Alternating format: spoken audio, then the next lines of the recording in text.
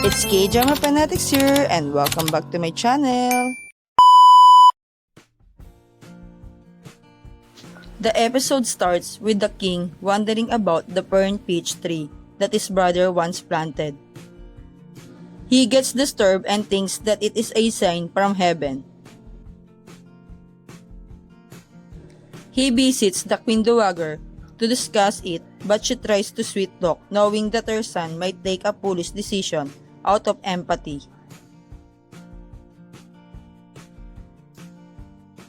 The king then asked in the General Assembly regarding the thunder strike.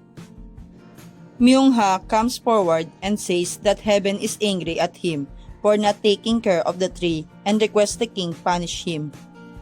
Moved by Myung-ha's bravery, the king declines punishment, triggering the principal director. The Inspector General adds that the thunder strike is a sign to take care of the country, find corruption, and fix it. The king finds the Inspector General's words promising and orders all the officials to write a report regarding every loophole they can find. Principal Director gets jealous of the Inspector General as the king listens to his words more.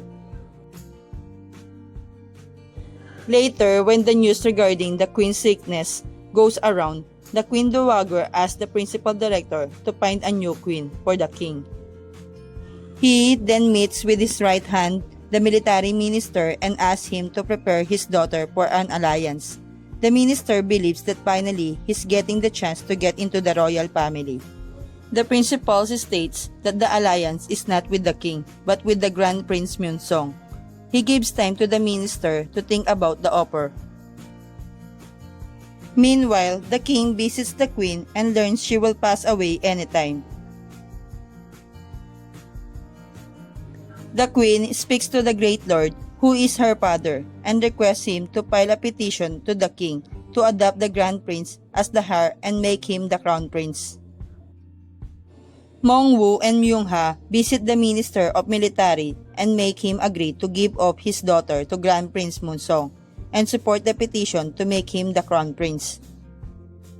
On the day of the General Assembly, the Great Lord with tears files the petition and shocks the crowd. The Principal Director panics and yells at them, but surprisingly, none of the other members support him but support the Great Lord. The Inspector General also states that making the Grand Prince the Crown Prince will have many benefits. The king visits the dying queen and learns that it is her wish as well, and agrees to adopt Myung-song as their son. The Queen Dowager gets extremely mad, and it states that the decision will be made over her dead body. That very evening, at the king's private place, the principal director comes.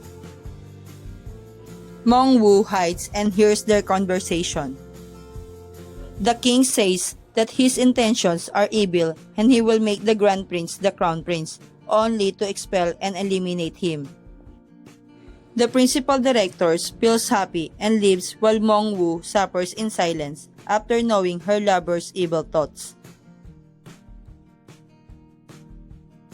The following day, the king adopts Myung-song as their heir, and the little boy visits the queen. The queen happily passes away, knowing she now has an heir to do the funeral service. That night, the king visits Mong-woo at their regular spot, unaware that Dalha is hiding inside. When they prepare to go in, Hee-soo stops the king and starts crying. She asks him to not go inside, to which he asks whether there is another lover inside. After her silence, he asks her whether there is an assassin.